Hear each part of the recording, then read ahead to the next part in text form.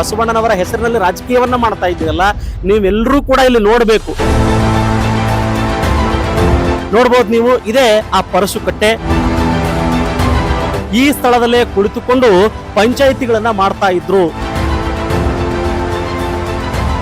ಇಡೀ ರಾಜ್ಯದಲ್ಲಿ ಸಾಕಷ್ಟು ಫೇಮಸ್ ಆಗಿರ್ತಕ್ಕಂಥ ಸ್ಥಳ ಈ ಕಟ್ಟೆ ಮೇಲೆ. ಆ ಮೂರ್ತಿ ಬಿಟ್ರೆ ಮತ್ತೆ ಏನು ಇಲ್ಲ ಅಲ್ಲಿ. ಎಲ್ಲೋಯ್ತು 29 ಕೋಟಿ ಸರ್? ಕತ್ತೆ ಕಾಯುವನಿಗೆ ಕುದುರೆ ಮೇಯಿಸಲು ಕೊಟ್ಟಿದ್ರೆ ಏನಾಗುತ್ತೆ? ಪರಿಷ್ಕಟ್ಟೆ ಮೇಲೆ ತಾನೇ ನೀವು ಅಧಿಕಾರಕ್ಕೆ ಬಂದಿದ್ದು. ಹಲವಾರು ಹಾಡುಗಳನ್ನ ಪರಿಷ್ಕಟ್ಟೆ ಮೇಲೆ ಬರದ್ರಿ, ಅಧಿಕಾರಕ್ಕೆ ಬಂದ್ರಿ. ಪರಿಷ್ಕಟ್ಟೆ ಈ ರೀತಿ ಅವ್ಯವಹಾರ ಆಗಿದ್ಮೇಲೆ ಯಾಕೆ ತಲೆನಿದ್ದೀರಿ? ಕಚರಾ ಎಲ್ಲ ಬಂದಿದ್ದು ಮನೆಗಿಂದ ಪರಿಷ್ಕಟ್ಟೆ ಎದುರುಗಡೆ ಏನಪ್ಪಾ ಅಂದ್ರೆ ಬಿಸಾಡ್ತಾರೆ ಸರ್. ಎಷ್ಟು ನೋವಾಗ್ತದೆ ನಮಗೆ. ವಿಶ್ವಗುರು ಬಸವಣ್ಣವರು ಜ್ಞಾನದಾಸ ಮಾಡಿದಂತ ಒಂದು ಸ್ಥಳ ಅದ. 4 ವರ್ಷ ಐತಿ ಇದನ್ನ ಡೆಮೊಲಿಷ್ ಮಾಡಿ. ಆದ್ರೂ ನಿಮ್ಗೆ 4 ಕೋಟಿ ಸುಧಾ ಫಂಡ್ ತರ್ಲಕ್ಕ ಆಗ್ತಾ ಇಲ್ಲ. ಯಾರ ಹೊರಗಿನ ಭಕ್ತರು ಬಂದ್ರೆ ಅವರಿಗೆ ಮೂಲಭೂತ ಸೌಕರ್ಯ ಇಲ್ಲ. ಇಲ್ಲಿಯ ತನಕ 30 ಕೋಟಿ ಏನು ನೀವು ಬಿಡುಗಡೆ ಮಾಡಿದ್ದೀರಿ, ಆ ಲೆಕ್ಕವನ್ನ ನೀವು ಸಾರ್ವಜನಿಕರಿಗೆ ಕೊಡ್ಲೇಬೇಕು. ಈ ಜಿಲ್ಲೆಯಲ್ಲಿ ನಾನೇ ರಾಜ ಅಂತ ಮೆರೆತಿರ್ತಕ್ಕಂಥ ಎಲ್ಲ ರಾಜಕೀಯ ಪಕ್ಷಗಳಿಗೆ ಚಾಟಿ ಬೀಸ್ತಿರ್ತಕ್ಕಂಥ ಕೆಲಸ ಮುಂದಿನ ದಿನಗಳಲ್ಲಿ ಮಾಡಬೇಕಾಗುತ್ತೆ.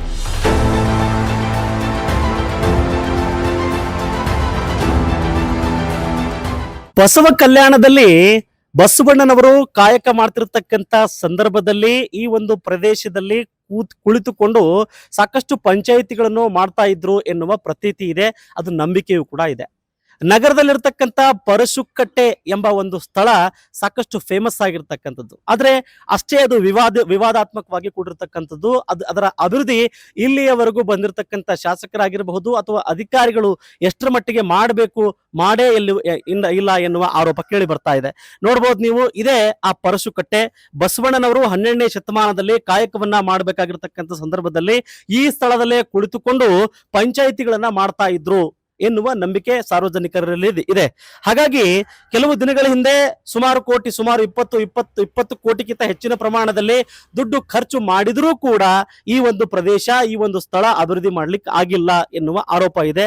ಇಲ್ಲಿರ್ತಕ್ಕಂಥವ್ರು ಹಲವು ಪ್ರಮುಖರಿದ್ದಾರೆ. ಅವ್ರು ಏನ್ ಹೇಳ್ತಾರೆ ಈ ಒಂದು ವಿಷಯದ ಕುರಿತು? ಸರ್, ಪರಶುಕಟ್ಟೆ ಅಂತ ಇಡೀ ರಾಜ್ಯದಲ್ಲಿ ಸಾಕಷ್ಟು ಫೇಮಸ್ ಆಗಿರ್ತಕ್ಕಂಥ ಸ್ಥಳ.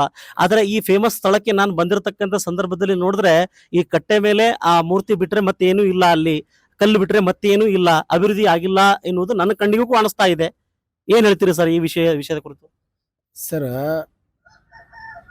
ಜಗತ್ತಿನ ಮೊದಲ ಪ್ರಜಾಪ್ರಭುತ್ವಕ್ಕೆ ಅಡಿಪಾಯ ಹಾಕಿದಂತ ಈ ಒಂದು ಪರಶುಕಟ್ಟೆ ಸಾಕಷ್ಟು ವರ್ಷಗಳಿಂದ ಲಿಂಗಾಯತ ಸಮುದಾಯದಿಂದ ಪರಶುಕಟ್ಟೆ ಅಭಿವೃದ್ಧಿ ಆಗಬೇಕು ಅಂತಕ್ಕಂಥದ್ದು ಎಲ್ಲರಲ್ಲೇ ಇತ್ತದು. ಅದಕ್ಕೆ ಇಲ್ಲೇ ಪರಶುಕಟ್ಟೆ ಜೀರ್ಣೋದ್ಧಾರ ಅಂತಕ್ಕಂಥದ್ದರಿಂದ ಇದಕ್ಕೆ ಒಂದು 29 ಕೋಟಿ ಮೇಲ್ಪಟ್ಟು ಹಣ ಬಂತು.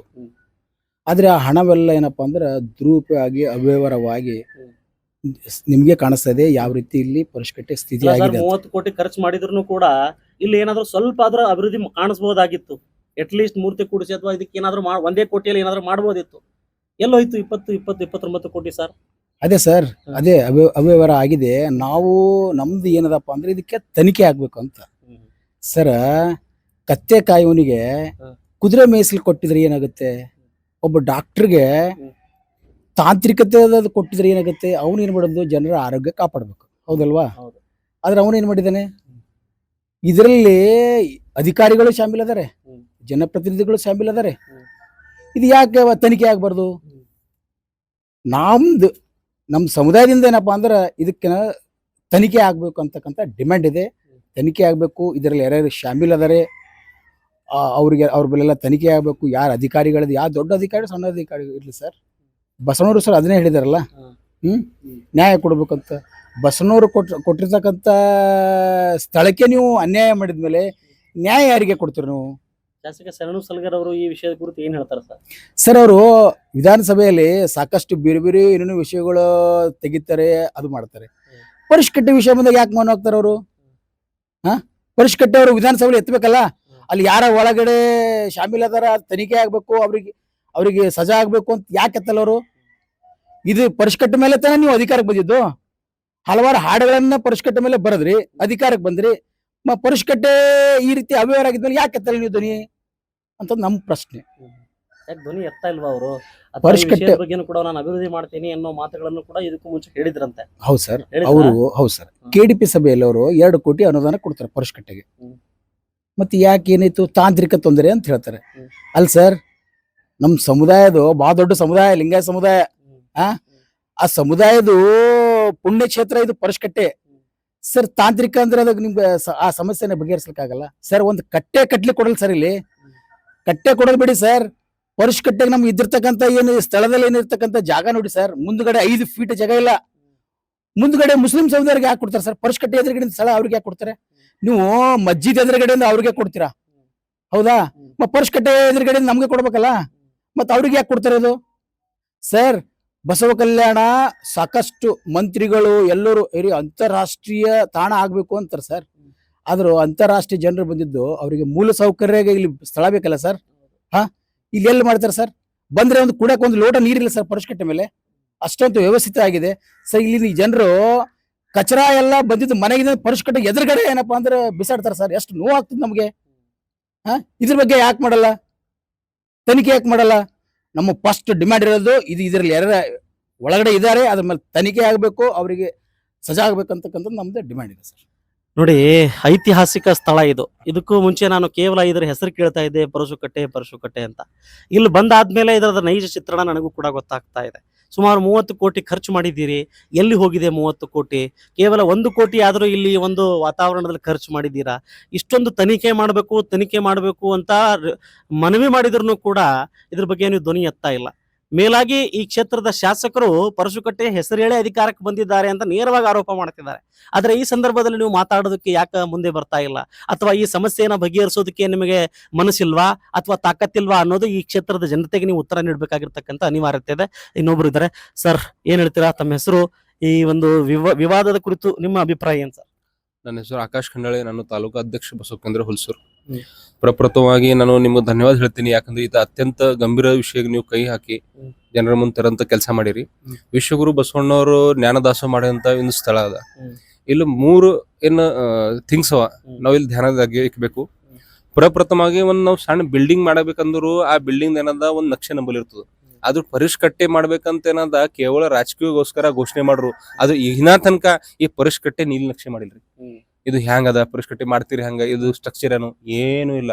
ಕೇವಲ ಭಾವನಿಕವಾಗಿ ಏನದ ಪರಶಕಟ್ಟೆ ಬಳಸುವಂತ ಕೆಲಸ ರಾಜಕೀಯವಾಗಿ ಇವರು ಎಲ್ಲ ಇಲ್ಲಿನ ರಾಜಕಾರಣಿಗಳು ಮಾಡಿದ್ದಾರೆ.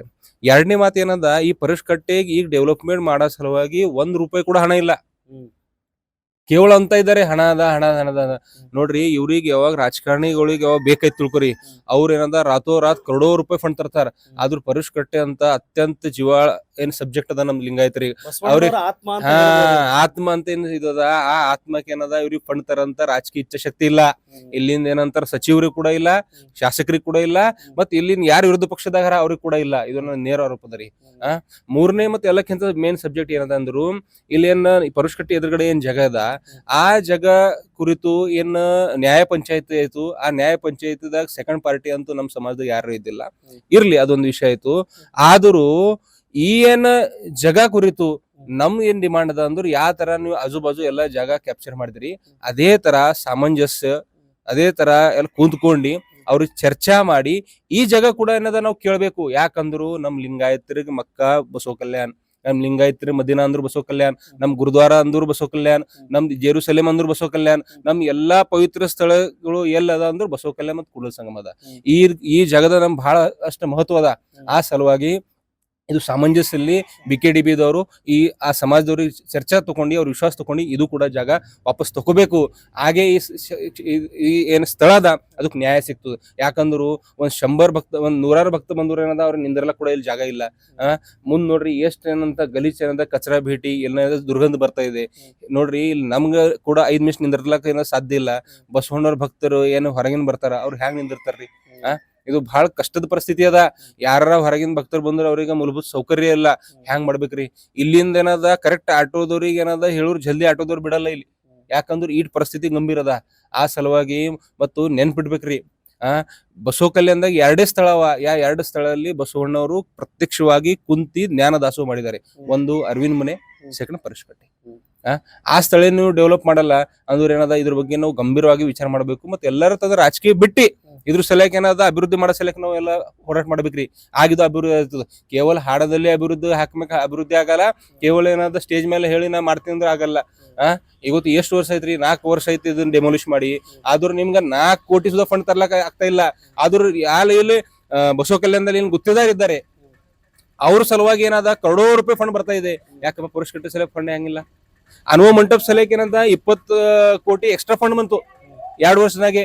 ಅದು ಪರುಷ್ ಕಟ್ಟೆ ಸಲಕ್ಕೆ 20 ಲಕ್ಷ ಕೂಡ ಸುಧಾ ಫಂಡ್ ಬಂದಿಲ್ಲ. ಇದು ಬಹಳ ನೋವದರಿ.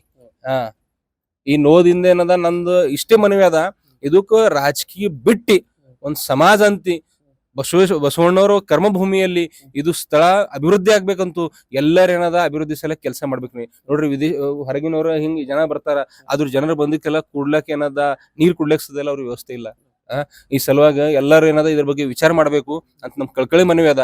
ಇದು ಜರ ನೀವು ಹಿಂಗ್ ಬಗೆಹರಿಸಿಲ್ಲ, ಸಮಾಜ ರೋಷ ನಿಮ್ಗೆ ಏನದ ಮುಂದ್ ಬನ್ನೋದಿಲ್ಲ ನೋಡ್ಬೇಕಾಯ್ತದು. ನಾವು ಇಲ್ಲಿ ಉಗ್ರ ಹೋರಾಟ ಸುಧಾ ಮಾಡೋರು ಇದ್ದೇವ್. ಯಾಕಂದ್ರೆ ಏನದ, ಈ ಜಗತ್ತಿನಲ್ಲಿ ಎಲ್ಲಾ ಚೀಸ್ ಅಂತದ ಅಸಲಕ್ ನಾವ್ ಎಲ್ಲರೂ ಶಾಂತಿ ಇದ್ದೇವೆ. ನಮಗ್ ಏನಂದ ಅಂತದೇನದ, ನೀವು ಪ್ರಕ್ರಿಯೆ ನೋಡ್ಬೇಡ್ರಿ ಅಂತ ನಾವ್ ಮನವಿ ಮಾಡ್ತೀವಿ. ನೋಡಿದ್ರಲ್ಲ, ಇದು ಬಸವ ಕಲ್ಯಾಣದ ನಗರದಲ್ಲಿರ್ತಕ್ಕಂಥ ಪರಸುಕಟ್ಟೆಯ ಕತೆ. ಇಷ್ಟು ದಿವಸ ಎಷ್ಟು ಜನರಿಗೆ ಗೊತ್ತಿತ್ತೋ ಗೊತ್ತಿಲ್ವೋ ಗೊತ್ತಿಲ್ಲ. ಈಗ ಇದನ್ನ ಮತ್ತಷ್ಟು ಕ್ಷಿಪ್ರವಾಗಿ ಕೆಲಸವನ್ನ ಮಾಡಿ ಸಾರ್ವಜನಿಕರಿಗೆ ಅಥವಾ ಈ ಜಿಲ್ಲೆಯಲ್ಲಿ ಏನು ನಾನೇ ರಾಜ ಅಂತ ಮೆರೆತಿರ್ತಕ್ಕಂಥ ಎಲ್ಲ ರಾಜಕೀಯ ಪಕ್ಷಗಳಿಗೆ ಚಾಟಿ ಬೀಸ್ತಿರ್ತಕ್ಕಂಥ ಕೆಲಸ ಮುಂದಿನ ದಿನಗಳಲ್ಲಿ ಮಾಡಬೇಕಾಗುತ್ತೆ. ಯಾಕೆ ಅಂತ ಕೇಳಿದ್ರೆ, ನೀವು ಪರಸುಕಟ್ಟೆಯ ಹೆಸರಿನ ಮೇಲೆ ಅಧಿಕಾರವನ್ನ ಪಡೆದಿದ್ದೀರಿ, ಪರಸುಕಟ್ಟೆಯ ಮೇಲೆ ಹಲವು ಹಾಡುಗಳನ್ನ ಬರೆದಿದ್ದೀರಿ, ಬಸವಣ್ಣನವರನ್ನ ವಿಶ್ವಗುರು ಅಂತ ಇಡೀ ವಿಶ್ವದಲ್ಲಿ ಹೇಳ್ತಾ ತಿರುಗಾಡ್ತಾರೆ. ಎಷ್ಟೋ ನಗರಗಳಲ್ಲಿ ವಿಶ್ವಗುರು ಬಸವಣ್ಣನವರ ಮೂರ್ತಿಯನ್ನ ಇಟ್ಟು ಪೂಜೆಯನ್ನ ಮಾಡ್ತಾರೆ. ಆದ್ರೆ ವಾಸ್ತವ ಏನು ಅಂತಂದ್ರೆ, ಅವರು ಕಾಯಕವನ್ನ ಮಾಡಿರ್ತಕ್ಕಂಥ ಜಾಗ ಇದು. ಅವರ ಕರ್ಮ ಭೂಮಿಯಲ್ಲಿಯೇ ಇಷ್ಟು ಸಮಸ್ಯೆಗಳು ಇದ್ದಿರ್ತಕ್ಕಂಥದ್ದು.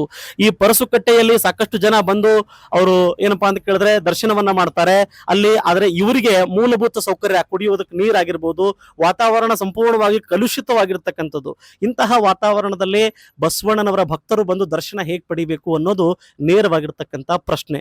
ಜೊತೆಗೆ ಈ ಕ್ಷೇತ್ರದ ಶಾಸಕ ಶರಣು ಸಲಗರವರಾಗಿರಬಹುದು, ಅಥವಾ ಜಿಲ್ಲಾ ಉಸ್ತುವಾರಿ ಸಚಿವರು ಆಗಿರಬಹುದು, ಅಥವಾ ಇಲ್ಲಿ ಸಂಪೂರ್ಣವಾಗಿ ಯಾರು ಬೇರೆ ಬೇರೆ ಪಕ್ಷದಿಂದ ಏನಾರ ಬಸವಣ್ಣನವರ ಹೆಸರಿನಲ್ಲಿ ರಾಜಕೀಯವನ್ನ ಮಾಡ್ತಾ ಇದ್ದೀರಲ್ಲ, ನೀವೆಲ್ಲರೂ ಕೂಡ ಇಲ್ಲಿ ನೋಡ್ಬೇಕು. ಮುಂದಿನ ದಿನಗಳಲ್ಲಿ ಚುನಾವಣೆ ಬಂದಿರತಕ್ಕಂಥ ಸಂದರ್ಭದಲ್ಲಿ ನೀವು ಸಾರ್ವಜನಿಕರಿಗೆ ಮುಖ ತೋರಿಸ್ಲಿಕ್ಕೂ ಕೂಡ ನೀವು ಯೋಗ್ಯರಾಗಿ ಉಳಿಯಲು ಸಾಧ್ಯವಿಲ್ಲ ಅನ್ನೋದು ಸ್ಪಷ್ಟವಾಗಿ ಇಲ್ಲಿ ಅರ್ಥ ಆಗುತ್ತೆ. ಹಾಗಾಗಿ ಪರಸುಕಟ್ಟೆಯ ಸಮಸ್ಯೆಯನ್ನ ಅಥವಾ ಇಲ್ಲಿಯ ತನಕ 30 ಕೋಟಿ ಏನು ನೀವು ಬಿಡುಗಡೆ ಮಾಡಿದ್ದೀರಿ, ಆ ಲೆಕ್ಕವನ್ನ ನೀವು ಸಾರ್ವಜನಿಕರಿಗೆ ಕೊಡ್ಲೇಬೇಕು. ಇಲ್ಲಿರ್ತಕ್ಕಂಥ ಜನರು ಏನು ಬದುಕ್ತಾ ಇದ್ದಾರೆ, ಪರಸುಕಟ್ಟೆಯ ಏನು ನಂಬಿಕೆಯನ್ನ ಇಟ್ಕೊಂಡಿದ್ದಾರೆ, ಆ ಒಂದು ಅವರಿಗೆ ನೀವು ಲೆಕ್ಕವನ್ನ ಕೊಡ್ತಿರ್ತಕ್ಕಂಥ ಕೆಲಸ ಮಾಡಬೇಕಾಗಿದೆ. ಅದಾದ ನಂತರ ನೀವೆಲ್ಲ ಏನು ನೀವು ಮನೆಯನ್ನ ತುಂಬಿಕೊಂಡಿದ್ದೀರಿ, 30 ಕೋಟಿ ಬಂದಿರತಕ್ಕಂಥ ಸಂದರ್ಭದಲ್ಲಿ ಈಗ ನೀವು ಅನುದಾನ ತಂದು ಇದನ್ನ ಅಭಿವೃದ್ಧಿ ಮಾಡ್ಲಿಕ್ಕೆ ಯಾಕೆ ಮನಸ್ಸು ಮಾಡ್ತಾ ಇಲ್ಲ? ಕೇವಲ ಚುನಾವಣೆ ಬಂದ್ರೆ ಎಲ್ಲಿ ಬೇಕಾದರಲ್ಲಿ ನಿಂತು ಘೋಷಣೆಗಳನ್ನ ಮಾಡಿ ನಾನು ಮಾಡ್ತೇನೆ ಅಂತ ಹೇಳಿ ಮನೆ ಹೋಗ್ತಿರ್ತಕ್ಕಂಥ ನೀವು, ಚುನಾವಣೆ ನಂತರ ನಿಮ್ಮನ್ನ ಸಾರ್ವಜನಿಕರು ಹುಡುಕಾಡ್ಕೊಂಡು ಬರ್ಬೇಕಾಗಿರ್ತಕ್ಕಂಥ ಅನಿವಾರ್ಯತೆ ಇದೆ. ಆದ್ರೆ ಮುಂದಿನ ದಿನಗಳಲ್ಲಿ ಈ ಬಸವಣ್ಣನವರ ಕ್ಷೇತ್ರ ಕರ್ಮಭೂಮಿಯಲ್ಲಿ ನೀವು ಮಾಡ್ತಿರ್ತಕ್ಕಂಥ ಪಾಪ ಕರ್ಮಗಳನ್ನ ಬಸವಣ್ಣನವರೇ ಮುಂದಿನ ದಿನಗಳಲ್ಲಿ ತೊಳಿಬೇಕಾಗಿರ್ತಕ್ಕಂಥ ಅನಿವಾರ್ಯತೆ ಇದೆ. ಯಾಕಂತ ಕೇಳಿದ್ರೆ ಸಾರ್ವಜನಿಕರ ಮಾತಂತೂ ನೀವು ಕೇಳ್ತಾ ಇಲ್ಲ, ಅವರಿಗೆ ನೀವು ಕವಡೆ ಕಾಸಿನ ಕಿಮ್ಮತ್ತು ಕೊಡ್ತಾ ಇಲ್ಲ. ಆದ್ರೆ ನೀವು ಮಾತ್ರ ಬಸವಣ್ಣನವರ ಹೆಸರಿನಲ್ಲಿ ಅಧಿಕಾರ ಪಡಿಬೇಕು.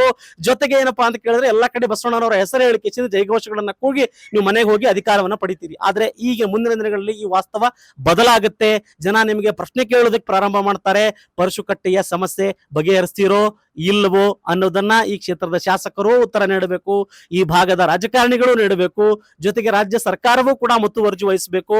ಒಂದು ಸಮುದಾಯಕ್ಕೆ ಬೆಣ್ಣೆ, ಒಂದು ಸಮುದಾಯಕ್ಕೆ ಸುಣ್ಣವನ್ನ ಹಸ್ತಿರ್ತಕ್ಕಂಥ ಕೆಲಸ ಮುಂದಿನ ದಿನಗಳಲ್ಲಿ ನಿಲ್ಲುತ್ತೆ ಅಂತ ಭಾವಿಸ್ತೇನೆ. ಮತ್ತೆ ಭೇಟಿ ಆಗ್ತೇನೆ. ನಮಸ್ಕಾರ.